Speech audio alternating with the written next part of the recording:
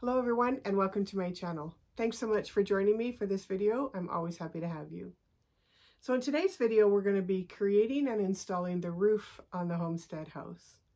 So the roof itself is actually in three pieces. We have the centerpiece of the house, which was the kitchen and the bedroom, and that section just had your normal two-sided sloped gable roof. But then there was also these two other sections, one of them being the living room dining room and the other side being the porch, which had what is called skillion roofs, or just a single slope roof that came off of the main gabled roof. And I want to say thank you to Kobe for providing that information for me. He was kind enough to leave a comment in my last video to tell me that's what they were called. I had no idea they even had a name. So thank you so much. I always appreciate information like that. Makes me look smarter than I actually am. There's nothing really for measurements that I can give you because this roof is specifically designed for this particular house. However, I will leave a list of the materials that I used in the description box below. Okay, enough chatter. Let's get started on the roof.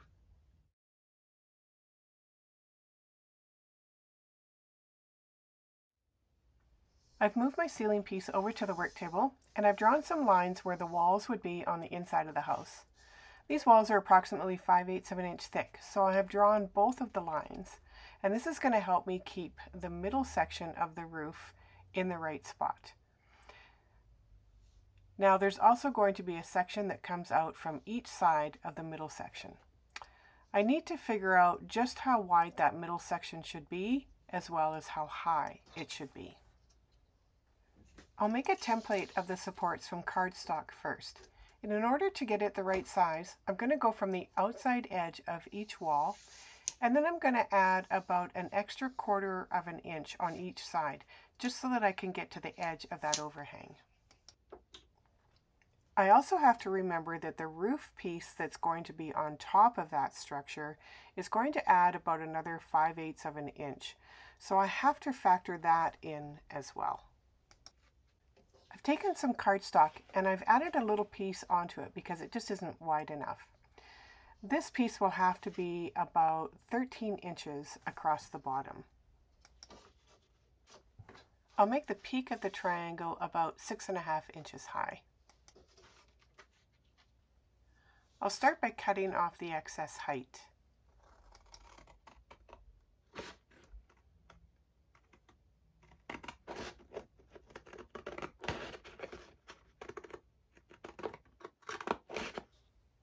Now I just need to mark where the center of the paper is.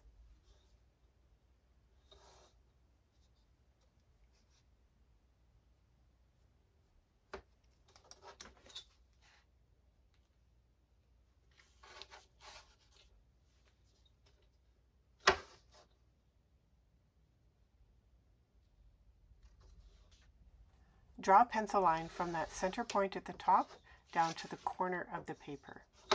We'll do that on both sides, and then we'll cut out that triangle.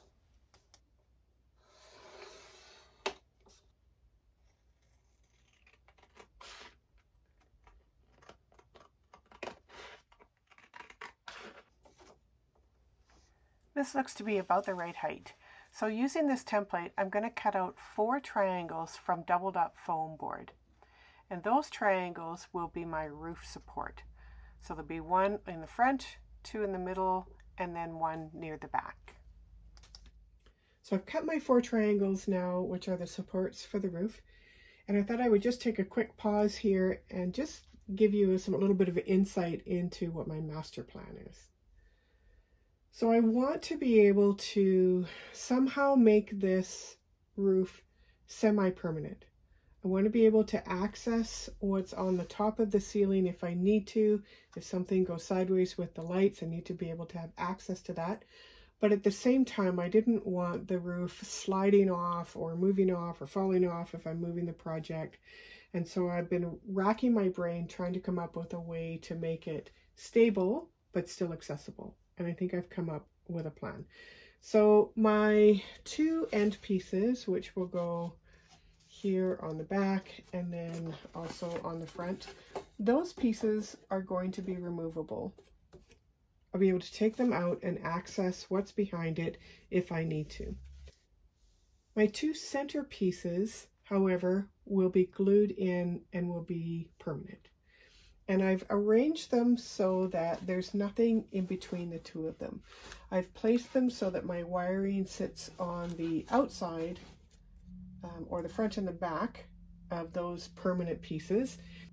And then by making the two end pieces removable, I'm still able to access all of the wire inside the roof. There are other roofs that are going to come off of this one. Those I'm going to make so that you can actually lift them up, because they're not going to be very high and I won't be able to get in there with my fingers and get at them. However, if I make them so that I can lift it up, then I can access both of these sides as well. So that is the master plan. We'll see if it works. I'm sanding the bottom edge of these supports so that I get a good gluing surface. And I also want them to stand up straight while the glue dries. Now I've measured up from the edge so that when I glue them in, I glue them in straight across and not at an angle. You can probably see that I've drawn a line here for guidance. I've done the same on the other side. I've measured in from that edge and drew a line across.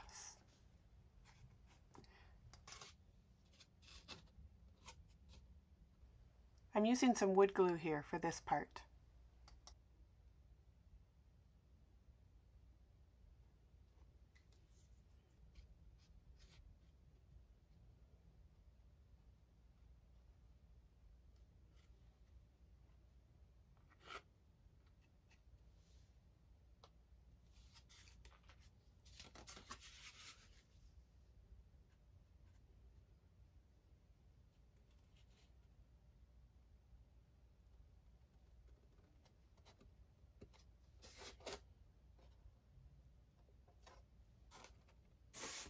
So this is your first roof side, and you'll see that I've cut out a small space here on the bottom so that I can place this piece over top of the wires.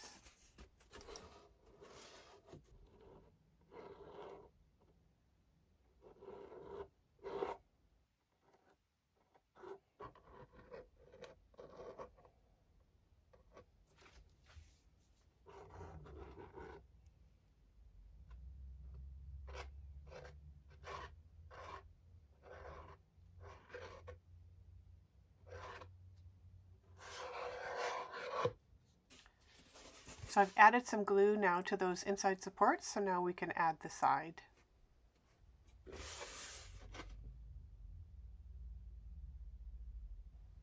I'm just going to hold that in place for a few seconds, just enough to give that glue a chance to grab.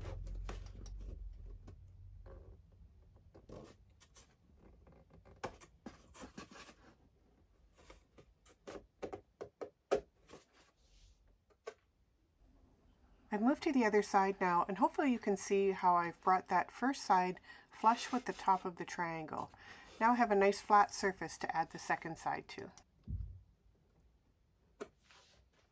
I've glued that second side now, and I've added some painter's tape here just to hold it all in place while it dries. One thing I want to mention here is that I did taper this one side off at an angle. This little piece here comes over top of the eave, so I wanted it to have a more finished edge. You can see here that I've started covering the roof in some chipboard. Two reasons for that. One, I need to create an eave on the front and back of the house, so this chipboard sticks out about 3/4 of an inch on either side. The other reason is stability. I'm going to be shingling this roof, and I don't want the roof to warp from the glue. Now I didn't take that chipboard all the way to the bottom of that piece. This is the line that I want to attach the second roof piece to. As I mentioned before, this part of the roof is going to lift up, so I need to make a hinge that will allow me to do that. Now for the hinge, I'm going to be using some interfacing and some ModPodge. Now you don't have to use interfacing, but it's what I had on hand.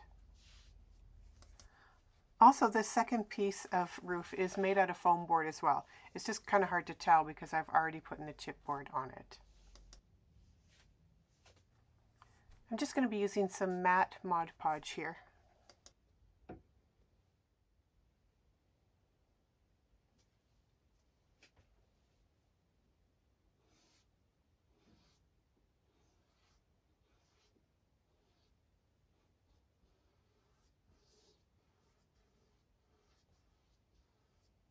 I'll go ahead and paint about 6 inches at a time along the edge of the board, and then I'll lay my material over top. Just make sure you're putting a nice coat here because we want it to soak into the material.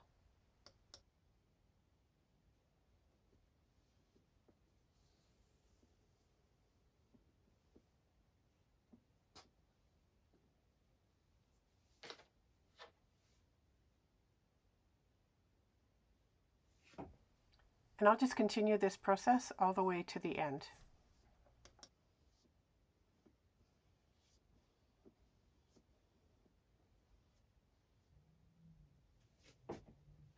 Now that that's attached, I'm going to put another layer of podge over top of the material.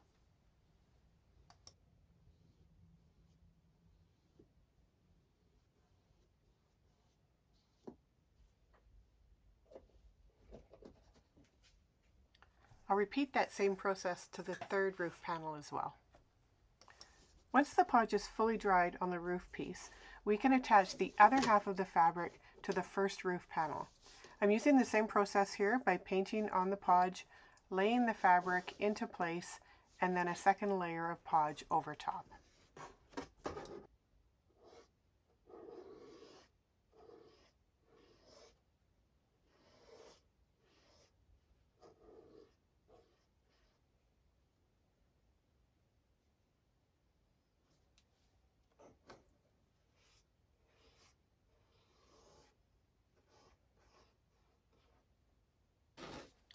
You can see that I put a nice heavy object there on the side because I don't want that piece of roof to slide while I'm trying to get it attached.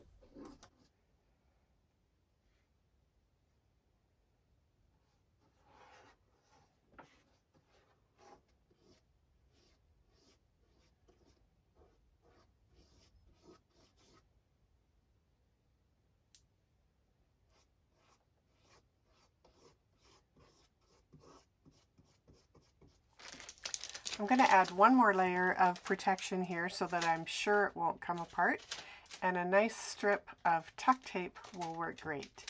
So now that all of the podge is dry, I'm going to go ahead and put a layer of tape on that seam as well.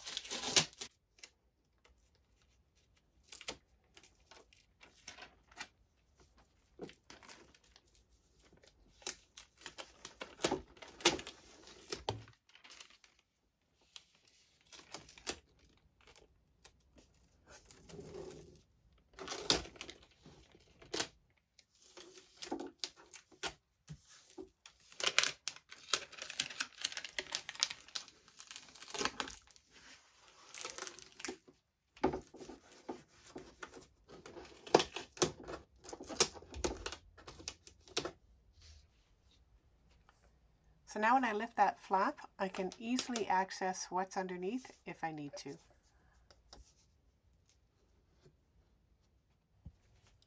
Now this third side, you'll see is a little bit shorter because it just goes over the porch portion, which, if you recall in the build, does not come all the way out to the front of the house. So I'm just going to use the exact same process as I used on the other side. It's going to be a little bit easier this time because it's not as big and bulky, but we'll attach it exactly the same.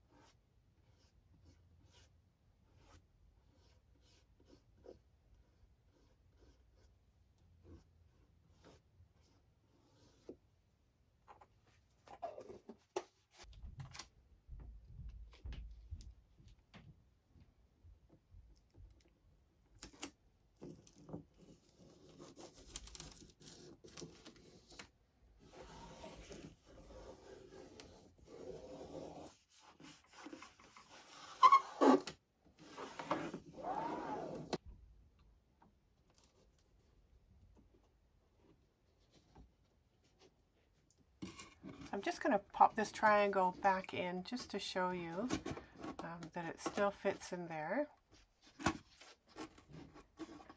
And it's this piece that I'm going to add the siding to for the house. But I have to build a piece for here and here so that I can add the siding there as well. So I'm going to create a template for these spaces as well out of cardstock, just like I did with the other piece. But for these little pieces, I'm not going to back them with the foam board. I'm just going to make the piece out of chipboard. I want to cover this front triangle with chipboard as well. So I'm just going to use the same template that I cut for the original piece, but now because of the sides that have been added, it's a little bit short. So I'm just going to measure the distance between the bottom of the paper and the top of the ceiling, and I'll add that onto the template before I cut the chipboard. Now that I have all of my templates created, I'm just going to go ahead and cut those shapes out from the chipboard.